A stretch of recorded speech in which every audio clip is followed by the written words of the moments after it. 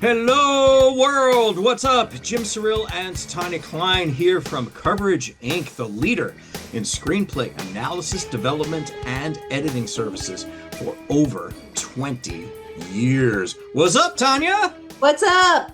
What are we talking about today? Okay, so today we're gonna talk about formatting for a bit. I mean, it sounds very pedestrian, but it is very important. Why? Because when a reader opens your script and the formatting is off, you will immediately create a bad first impression, and you don't want to do that. But Tanya, I have Final Draft. Doesn't that do everything for you? Well, it does a lot for you, actually. However, no. So, in short, Okay, no. good to know. Thank you. Okay, so there are some things that we often see. For example, abuse all caps. It's like, why are you screaming in your action descriptions? Oh, that drives me crazy. Yeah, basically, when you use all caps all the time, it doesn't do what you think it'll do. Okay, so Final Draft will get like the basic nuts and bolts down and put the names where they're supposed to go, and the dialogue column will be nice and neat. But there's also variables in there that we have the ability to change or use incorrectly, like that. So, like the thing is, there's no real rules to this stuff. A lot of people do things differently. A lot of people will capitalize action verbs, anything punchy in an action scene, anything that somebody sees and picks up, that'll be in all caps.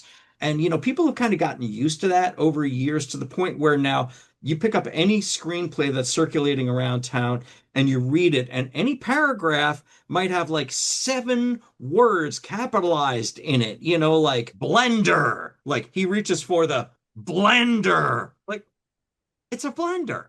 There's nothing special about it. Why is it an all? I don't know. It's just that's what people are doing. Oh my God, it drives me crazy. The rule of thumb in terms of like screenplay formatting is character names, the first time they appear, they should be in all caps. Any shot calls, in other words, anything we're looking at that's important. That could be a mini slug, like a character's face, like Tanya looks at me in surprise. Tanya might be in all caps because maybe it's important that we're looking right at Tanya in that moment in time. Generally, anything that's important that we want to like hang a lantern on to make sure that people get, it's okay to put it in caps. But when you do it all the time, So that would be one thing, all caps.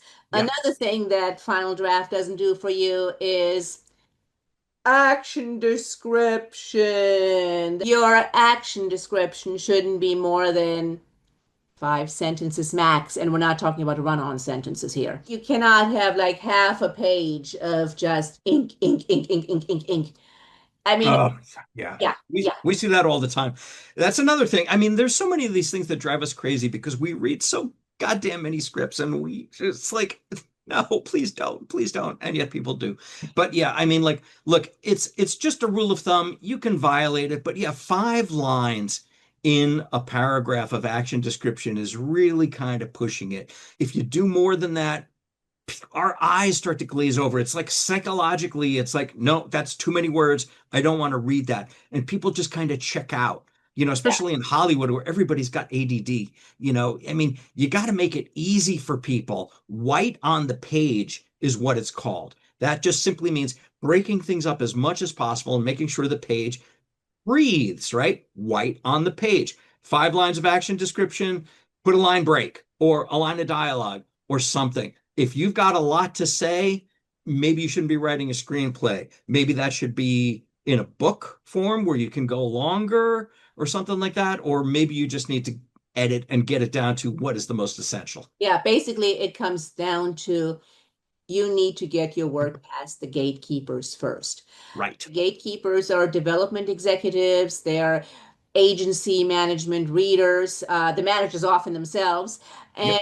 what they do is they read tons and tons of scripts. In fact, that's what they do on weekends. That's what they do on Saturday nights. That's what Yep. they do on Friday nights. They read scripts. And the last thing they want is to open a file and just see ink, ink, ink, ink, ink. Basically, in this town, everyone wants to say no. got to look like an easy read. It's got to look like when they crack the spine, they go, okay, this is good. You don't want them to go, oh, it's a brick of text. They expect me to read this. So what about like people who bold stuff all over the place? Like I see, and I think this comes from TV. Like in TV, in like the headers in what's that called?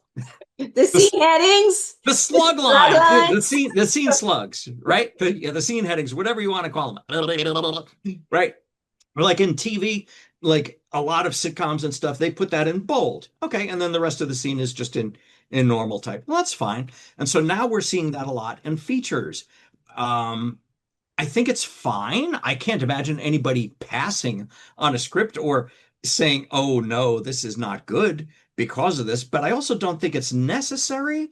I don't know. It doesn't bother me that much, Tanya. It just seems to be It doesn't, I increasing. mean, it doesn't bother me either. However, I'd caution you don't want anyone to say, "Oh, I have not seen that all that often." Maybe this person doesn't know what they're doing. Yeah, I don't want, conformity. yeah, yeah, Yeah, screenplay format is a lot about conformity, and that simply means demonstrating that you know how to do it. It doesn't mean that there's no wrong, that there's no room to innovate. It just means you've got to show that you know what is the professional standard. Like I often say, it's like you don't want to show up for the basketball game wearing snowshoes, right? You want to show up wearing Nikes or whatever, pick your brand. And that's not an endorsement for Nike, by the way. Um, you got to demonstrate that you know what is required. Otherwise, people are going to look at you and go, huh, I don't know. So another formatting thing, people who don't know where to put the parentheticals, right? Parenthetical, like here's the character name, right? Parenthetical goes under it, slightly indented from the dialogue, but not as far over indented as the name. That's where the parenthetical goes. Shouldn't be any longer than one line. If it's longer than one line, it should be scene description, right? We don't need a big long thing in the parenthetical.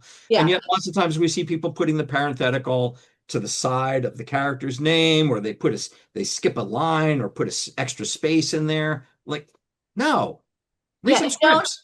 don't overdo the parentheticals because basically parentheticals are, you're telling the actor how to say the line. The actors can figure that out themselves. So Right. actually the reason we have parentheticals and they're also called Rileys. And there's a Riley's. reason they're called Rileys because often if you're Rye, that doesn't read in the text, in the dialogue like sarcasm doesn't necessarily read, which is why the Riley was invented to Yeah. say, hey, actor, this isn't actually meant. The rule of thumb is if an actor can reasonably figure out how the line should be played without the parenthetical, then leave it out.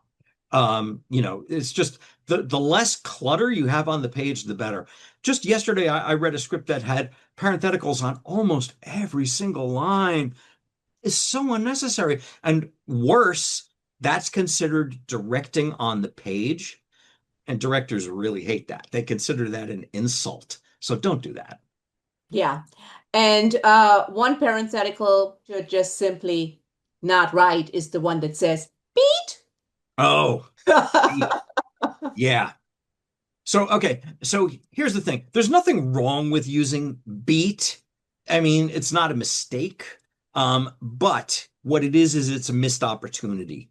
When you put beat, that simply means nothing has happened except there is a space, a delay in time. Whereas you could be using that for, a bit of character business, instead of just nobody says anything. What if, Marjorie, absently reaches for her phone or, eagerly waiting for, the text that she's waiting for or something like that. Just use that time in a productive way. Don't just like don't do dead air. Dead air does you no good. Yeah. So what's going on with the character is what we Right. need. What other formatting peccadillo? Not necessarily formatting per se. Well, okay. So, ooh, this script runs pretty long. I don't want to cut Oh, So what do? I I know cheat where you're my going with this. margins. Don't do it. Just don't do it. It's so tempting though, look, it used to be 120 pages used to be kind of like the industry standard for a spec back in the day. We'd all read the books on how to write a screenplay. William Goldman would say 120 pages is good. Guess what? It's not good. It's not good anymore. Now it's like 100, 110 maybe max. So, now you just finished your first draft and you're 114 pages. And you've already gone back and you've already edited because it used to be 122 pages. You got it down to 114. Good for you. But now you want it to be 110. Awful tempting to just go make that font 11.8 instead of 12, 12-point courier. What's going to notice, right? They will. They always notice. We Don't notice. don't We do it. notice. Here's the thing also. The reason that everybody uses 12-point courier and the margins are all the same size all the time is because that's how the industry judges timing. So, the rule of thumb is 1 page per minute of screen time. Now, obviously that can change if there's a lot of action or animation or whatever, but generally speaking, it's 1 page per minute. If you've got a different font or you cheat the margins or anything like that, who knows? And people hate that. They hate it. They need to know that the 107-page script that they're reading is going to clock in at 107 minutes. Because if not, pass. Nobody wants to read something that is showing up to the game in snowshoes. Oh, look, I circled back. There's another thing which is not really technically formatting. Dialogue scenes that go on for 10 pages. Don't do it. Hmm. Don't do it. Basically, the rule of thumb is a scene shouldn't be longer than 3 pages. And again, of course, there are exceptions if it makes sense, but know when to put those scenes and why you're putting them there. As a rule of thumb, make sure you get out of the scene after 3 pages max. So, okay, I agree with you 100%, but I'm going to be devil's advocate here. As you know, I'm a huge Breaking Bad fan. Some of the greatest scenes in Breaking Bad went on for 10, 12 minutes. The talking pillow, just off the top of my head. So many incredible. The scene where Skyler teaches Walt the bullshit story that she has told Hank and Marie about gambling and teaches Walt how to gamble. That scene is like 12, 13 minutes. It's like a stage play and it is perfect. It's Yes, perfect. yes, absolutely. It can absolutely work. And it can work once we have invested in the story and in the characters. And when they're in a situation where a longer scene makes sense. But all of those three preconditions have to be met. What we Right. cannot have are scenes that are, let's say you're writing a feature and every scene is people talking about what happened outside and it's going on for 10 pages, then you go to the next 15-page dialogue scene and nothing actually, there is no quest, there Mm. is no goal, nobody actively goes after anything. There is really no story apart from the story that they tell each other like a Greek chorus. Yeah. So in those cases, we're talking scenes that are just running long because the writer did not edit him or herself, right? That don't need to be that long. The actual content of the scene might be something that you could do in a page or two, but the writer doesn't have the discipline or the understanding to know that they need to go back and just edit it down to, cut it to the bone. Yes, and I mean sometimes you look at a scene and it's actually very easy to edit half the scene because writers sometimes believe they have to put every "Hi, how are you? Good morning" in Oh the yeah. scene. No, no, get in late, get out Get out early. early. They don't even Yeah, have to say exactly. goodbye. Well, that's where I mean, not to toot our own horn or anything, but that's where getting independent third party validation comes from. Lots of times we can't see the flaws in our own work. We do the best we can, but we don't know what we don't know. And sometimes even if we do know it, it's sort of like a nagging voice in the back of our head, but it's not like the alarm bell ringing yet until somebody points it out and they go, hey, this scene, we don't need all this. You could just cut it down to this and this. And we go, oh, yeah, I knew that. You're absolutely right. And it makes perfect sense because it was there all along. We just need somebody to kind of direct us to it. Absolutely. So, Absolutely. yes, formatting. And again, one of the main reasons why it's important to use standard industry format is because you don't want people to give people a reason to pass on your script. And you Yes. don't want to create a negative first impression. Even the title page. I've seen so many scripts where you look at the title page and you go, nope, this person does not have the knowledge. They're not presenting in a professional manner.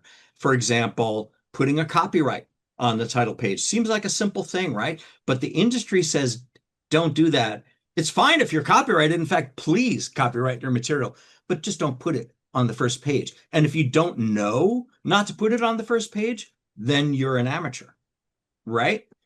I mean, things like that, where you can be dismissed for uh, for not knowing the form without even knowing it. I mean, you could have a wonderful story, and somebody might dismiss it just because you made a couple of quote unquote errors. So we have a guide to all this stuff, by the way. It's called the CI Spec Format and Style Guide. It's $4.95. It's a PDF. I wrote it. It's good. And you can get it on our website at coverageinc.com. And a lot of the things we just talked about are covered in there, and it will also help with your sense of style as well as how to bring that white on the page. Absolutely. And I mean, if you have any questions, you can simply email us because the answers are free at info@coverageinc.com. So that's info@coverageinc, as in ink, INK.com. Ink that goes in a pen. Thank you everybody for watching. Smash that like button, hit that subscribe button, whichever side of the screen they're on. I don't know. It doesn't matter. Just do it there, right? There. That's it. That's it right there. You got it. Yeah, well done. Thanks everybody. Peace out.